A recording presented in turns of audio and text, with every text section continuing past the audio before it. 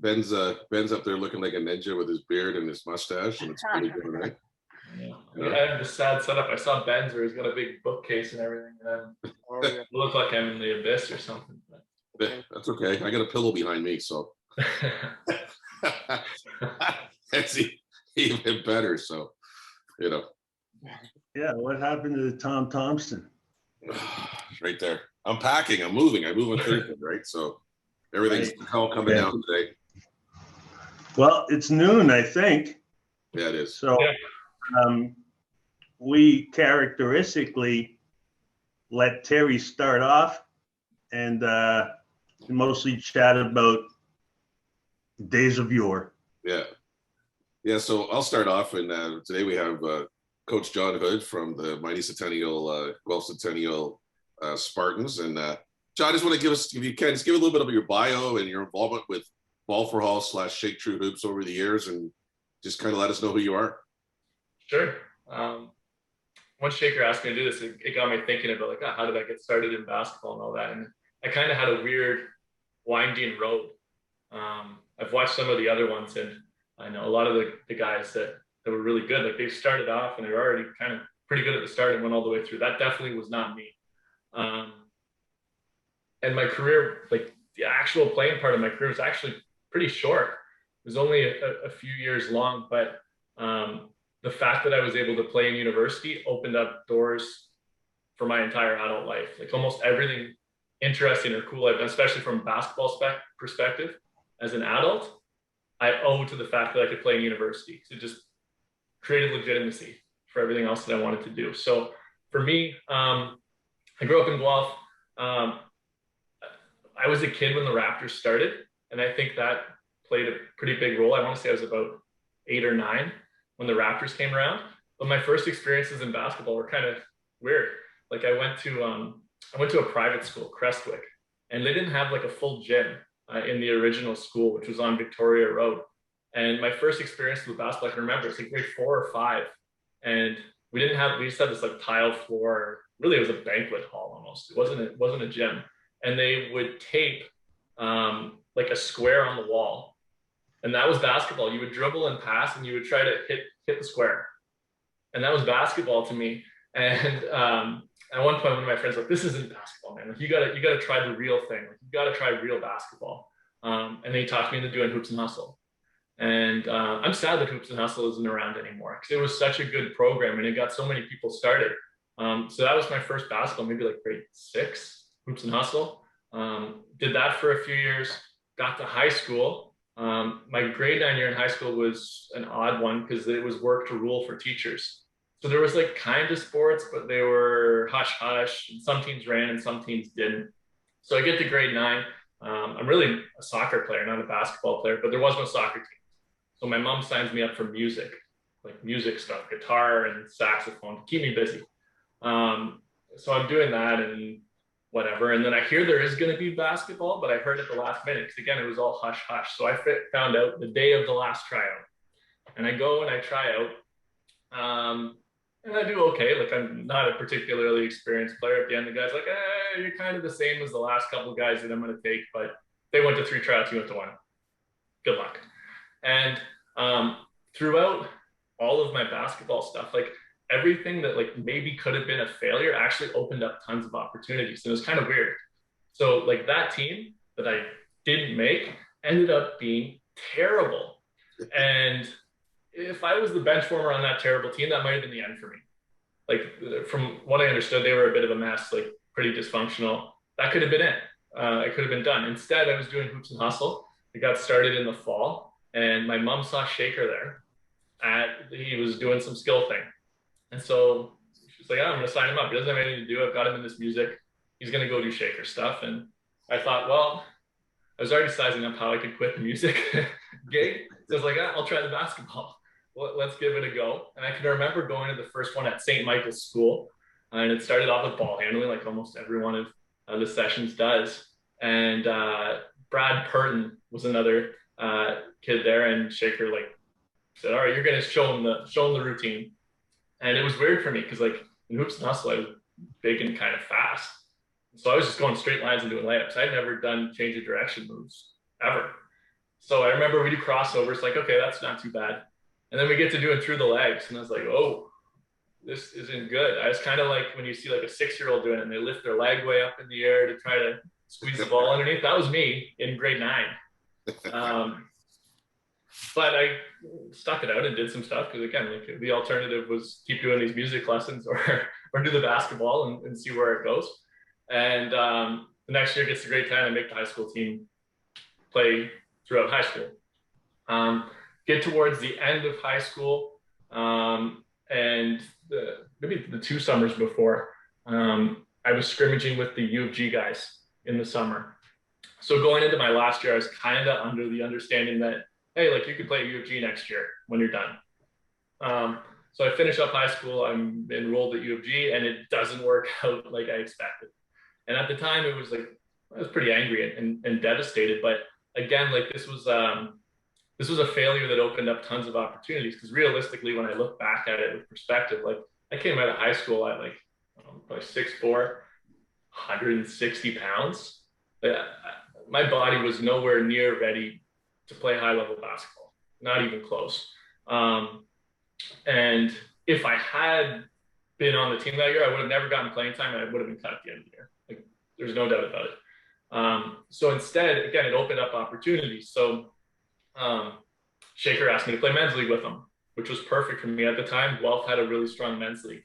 Tons of former university players. You know, they had a couple of guys that had played on the national team, some guys that had played pro. It was a strong men's league. So as an 18-year-old with a not great body, like I was getting pushed every week. And he also hooked me up with a guy named Pat Neal. And Pat would meet me up at the university every morning at 7 a.m. and do weights with me. And over the course of that year, I got better at basketball by playing against grown men. And I put on probably 25 to 30 pounds. So at the end of that, I was like, oh, I'm done at Guelph. I wasn't taking another foolish decision I made. I went there taking a subject I wasn't interested in. So it's like, I'm not playing basketball. I don't like the school. I'm out of here. And I decided to go to Laurentian because they had the sports administration program.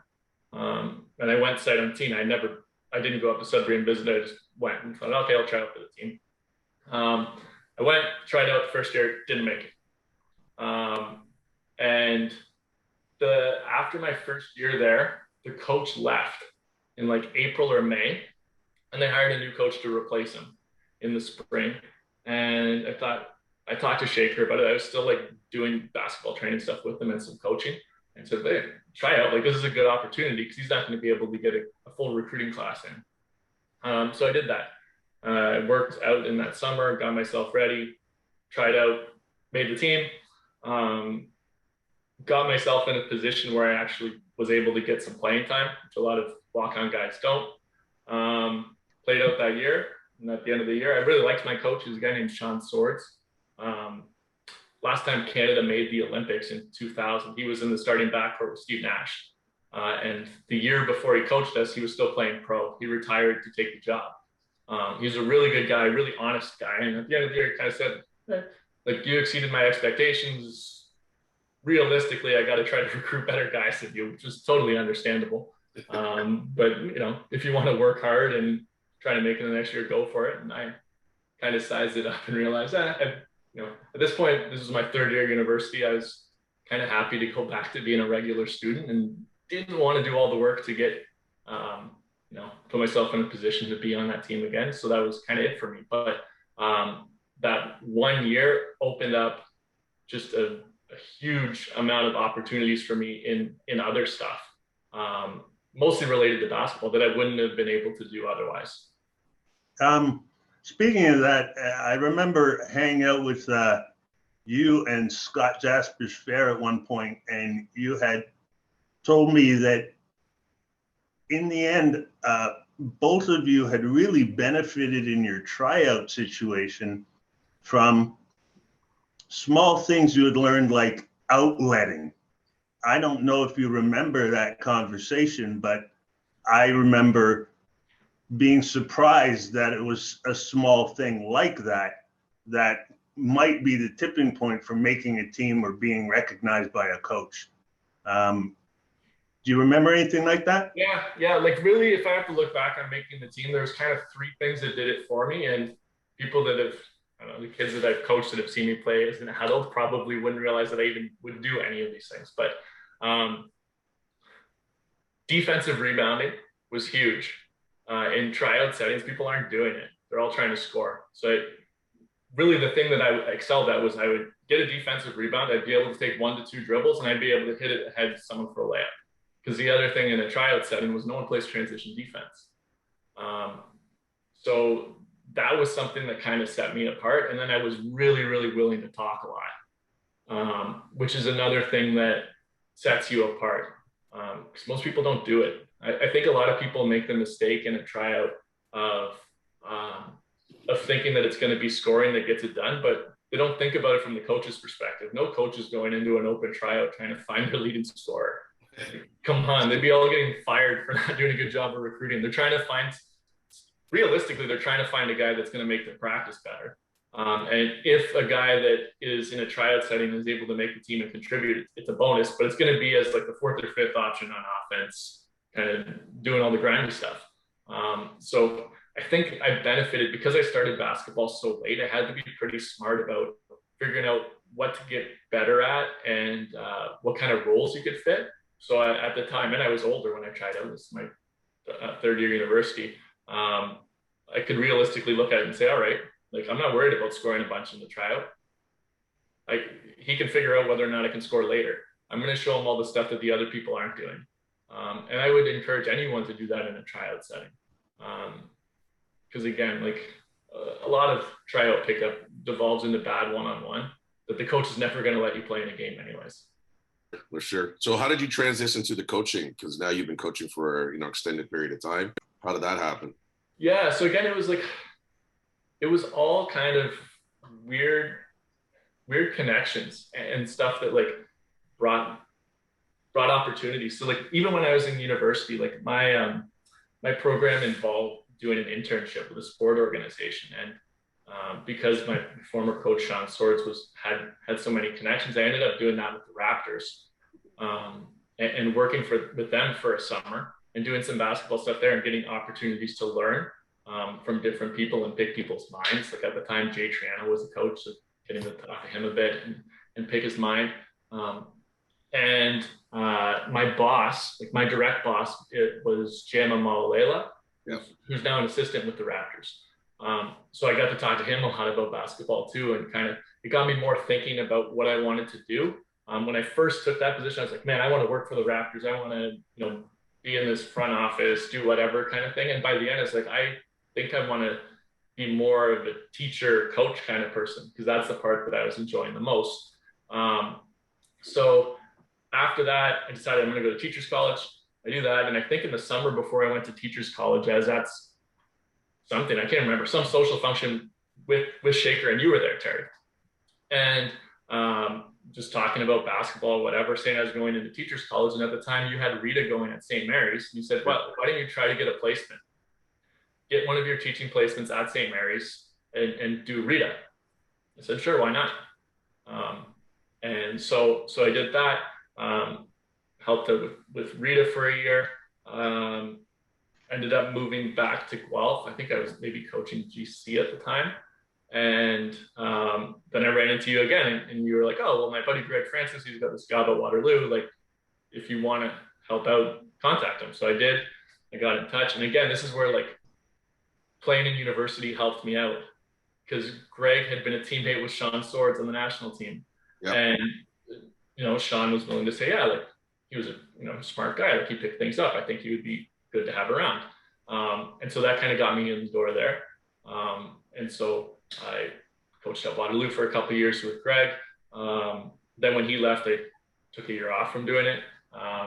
And a guy I knew from Laurentian, Justin Ceres, he had a similar situation as me. He walked on at Laurentian too. He did it the year after I did, but we were in the same program at school and we were the same age. So I knew him. I had taken classes with him. He got the job at Laurier, and I said like, hey, if you want me to help, I'm willing to do so. Another one of our buddies from Laurentian, Jamie Campbell, was his assistant coach. He was a lead assistant coach. So like, yeah, come in and do it.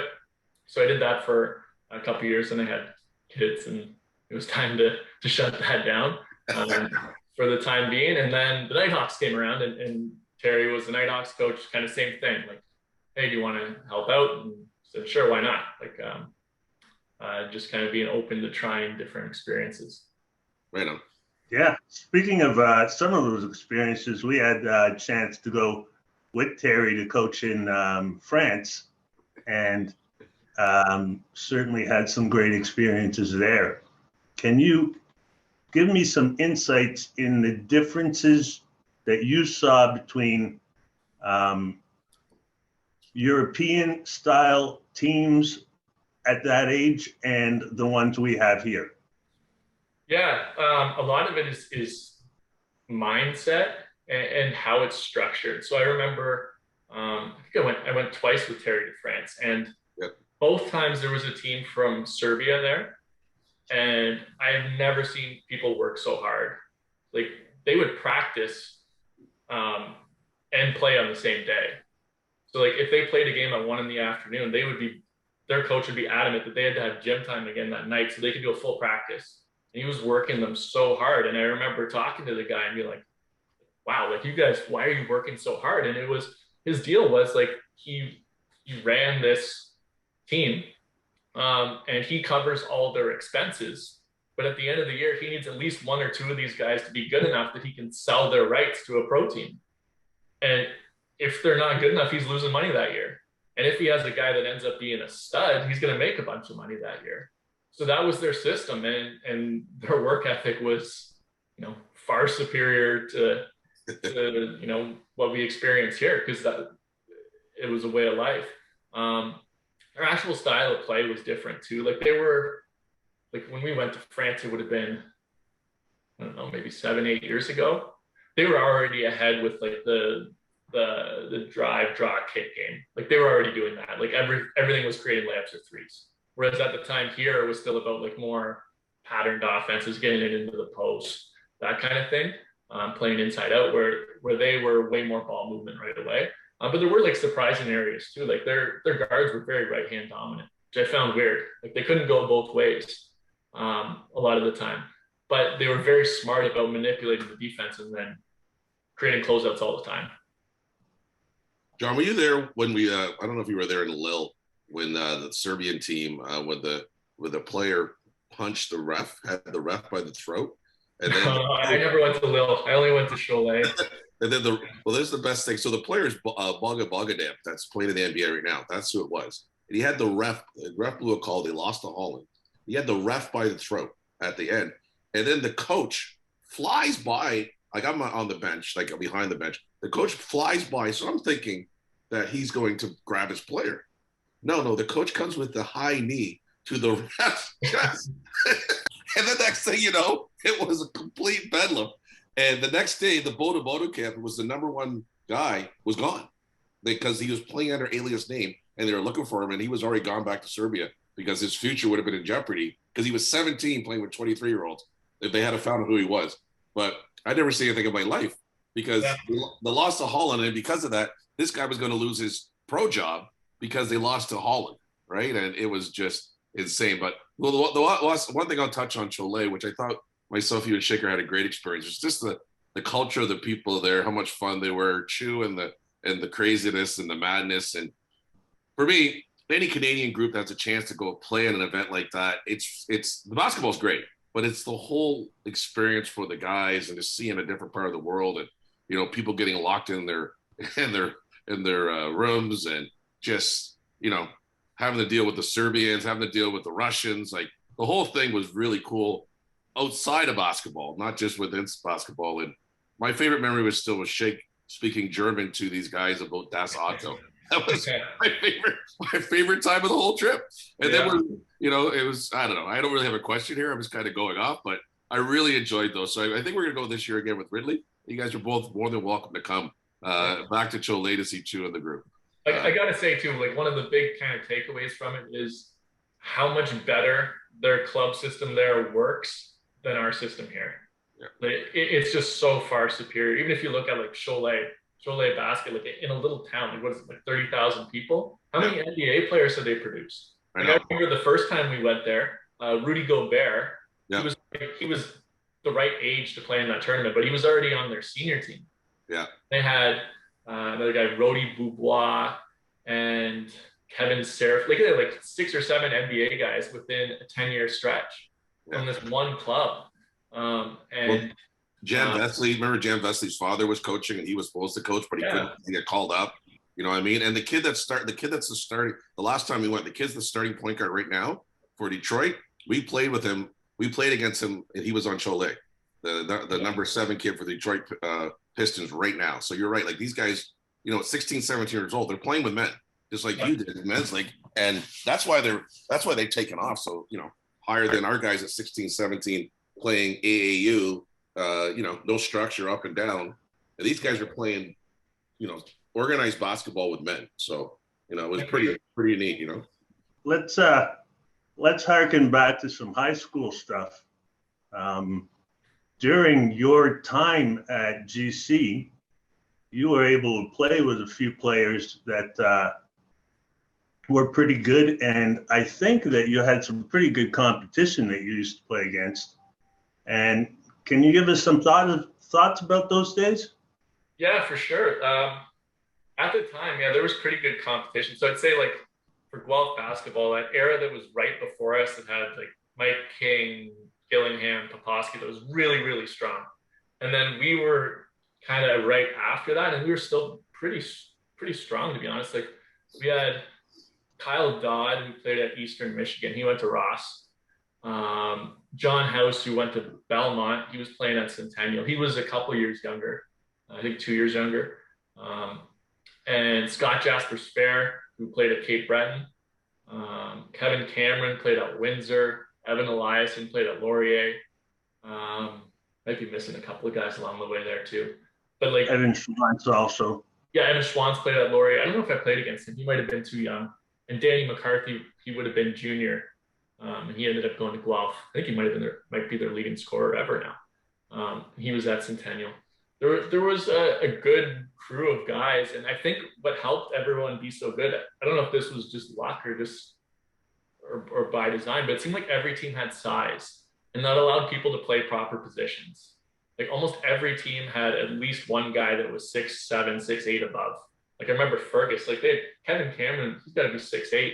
He was their 3rd biggest starter. Wow. Like they had these 2 Robinson brothers that were huge. They weren't very good, but they allowed him to play on the wing. Evan Eliason played on the wing at 6'7". House was playing point guard at 6'6". Like, I think the fact that there was size allowed everyone to fill in. So like I look at it now, like as a 6'4" guy, I think on our senior team, I was the 2nd shortest starter. I never had to play in the post. And that helped me so much, especially as someone who was starting later. If I look at it now, like there's no way I wouldn't have been plugged into the post on a high school team. And there was a lot of guys that ended up being pretty good that came out of that time. So who was your toughest matchup? Do you remember during high school? Who were the guys like the toughest, team or one-on-one matchup when you're at the Mighty Gales of GCVI?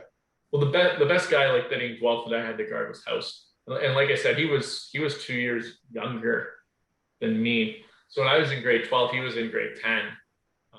And at the time, like Kyle Dodd, who went to Eastern Michigan, was still in District 10, and all those other guys I was talking about earlier, they were all older than John. He was the MVP of the league in grade 10.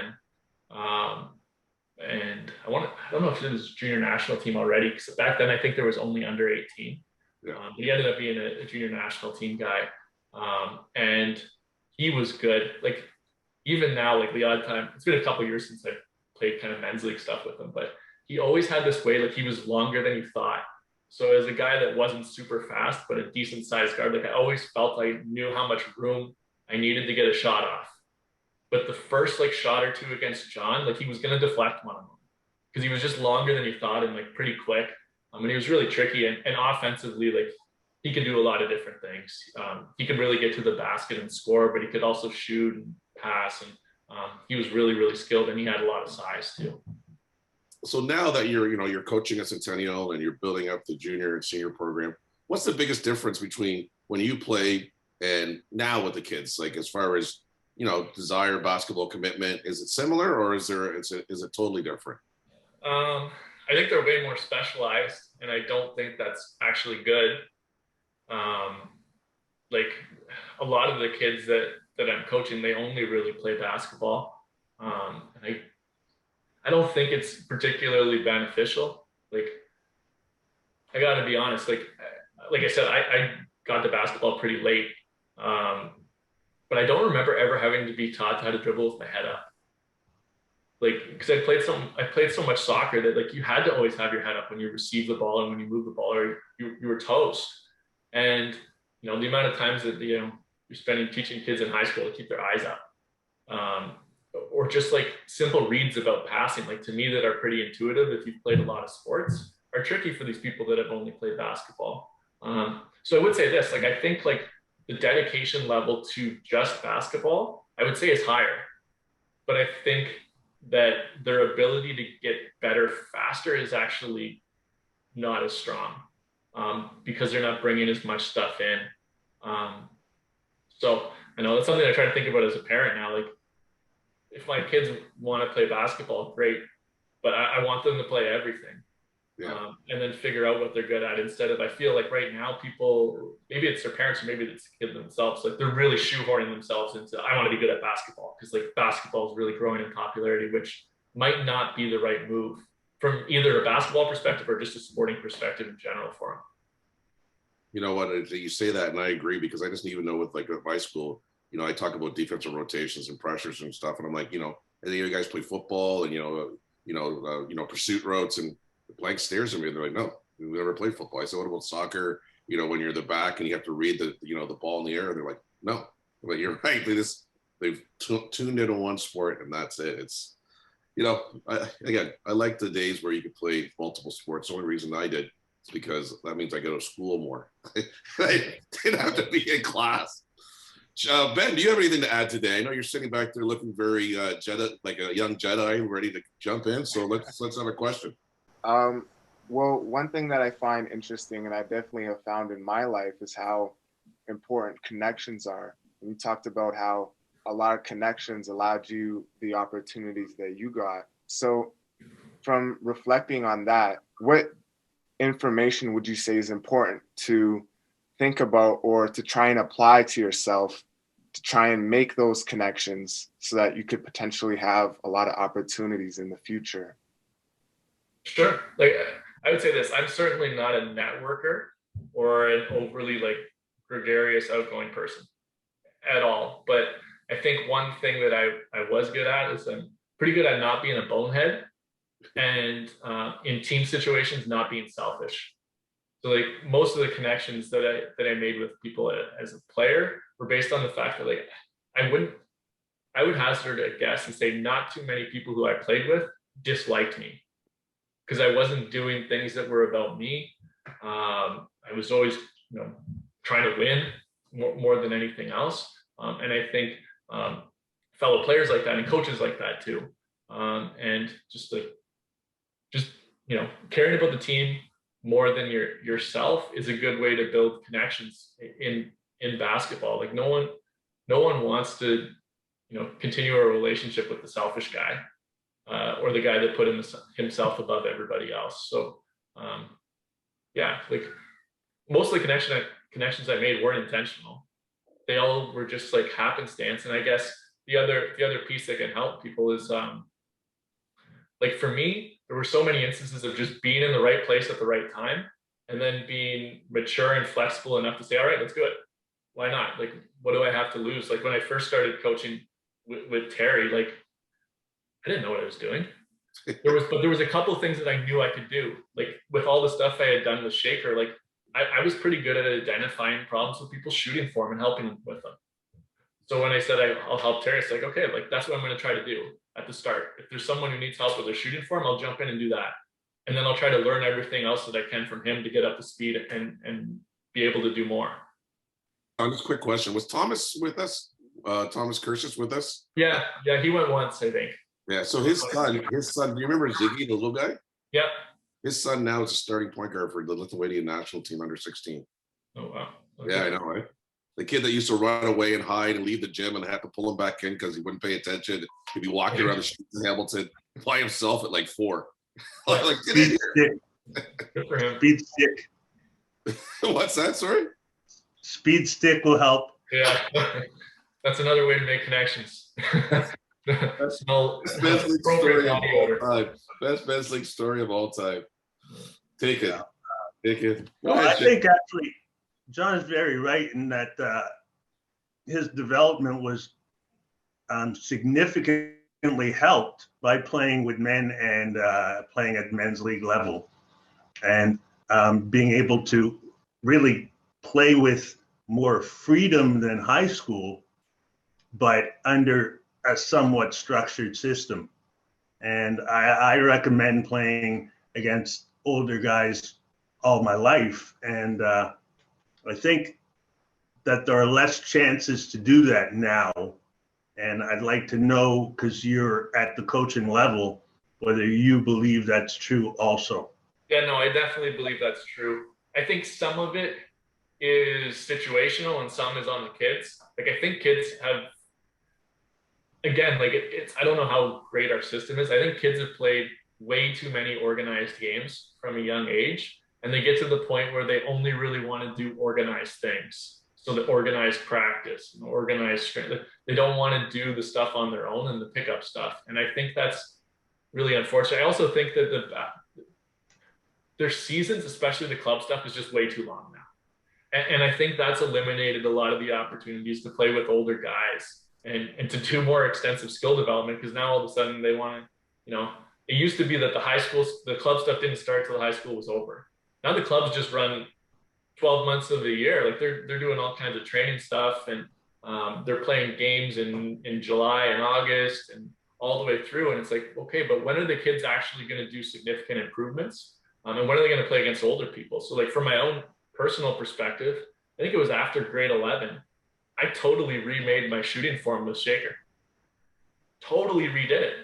But I look at the kids that I'm coaching and they would be hesitant to do that because there's always a game coming up soon. Yeah. If there's a game coming up soon, you want to make shots. Well, for me, like in the summer, I wasn't going to play a game from like May until November, like a truly organized game. So yeah, I can change my shooting form if it's going to make me better. And I think kids miss out on that. I think some of it's situational too. When I was a kid, I used to play a lot of pickup at the university. And I think in grade 11 and both of my years in grade 12, I made sure I had an afternoon spare. So after I was done school, I'd bus up to the university and play pickup. And from like 1 to 4 every afternoon, the pickup was good. And a lot of opportunities to play against better guys in a situation where, other than maybe getting yelled at by one of your teammates, there's not a lot of repercussions for making mistakes. And I know the guys older than me benefited from that as well. Like I remember John Poposky coming in and playing in a lot of those runs, and he would use it to work on stuff that he probably would have got yelled at for doing in the game. Like he'd come and shoot floaters that were like going 15 feet up in the air and doing stuff that, you know, he thought might help him later. And I think kids are missing out on that. And I would encourage them to try to find more opportunities to play against older people where they don't have the physical advantages. Yeah. As part of some of those connections, you actually did some training with a lot of these guys that you talk about, John House, John Poposky, and you got to play with them. Was that a bonding process? Well, I was definitely like with a lot of those guys, I was like the low guy on the totem pole for sure. But I remember going to university runs and stuff too. And like, you get a chance to bond a little bit by just figuring out where you fit. And I think that's the big thing. So like, I could get along with the university guys that were better than me when I'm in grade 11 and 12, because I realized I was just going to do all the small things. I'll get you some extra possessions by hustling around. I'll do some dirty work on defense. I'll move the ball on offense. I'll just try to fit in. And when you try to do that, you gain a little bit of respect over time, and that created good opportunities. So yeah, like I remember doing all kinds of stuff. Like I think through showing up at those runs and through connecting with you, like I started working out with Kyle Julius a bit, and we would just go shoot together for hours at a time. And you know, it wasn't because I was particularly good. Like I was still pretty early in my development at that point, but he was willing to spend time with me and shoot around with me because, you know, he saw that I was someone who was worthy of respect, I guess, would be the way to put it. Nice. Well, we're less than a minute here, so I think we should, close it up. But I really appreciate you coming on, and especially talking about the stuff that really matters, in my opinion, for kids. Because everyone just says, two ball dribble, shoot, shoot, shoot. But you're talking about the stuff that actually makes you better, which I appreciate for sure. And again, thanks a lot for having being on. And next time we go to France next year, you got to make sure you get your passport ready because we're going again. We're going again. Shake, you want to close it up? Yeah, certainly. I'm always happy to converse with you, and I'm hoping that through COVID getting better or us getting vaccinated, we can get back to doing some stuff on the court. So I look forward to that. And thanks very much. It was great to watch you play when you did, and certainly great to be involved in coaching altogether. Yeah, thank you. Thanks for having me.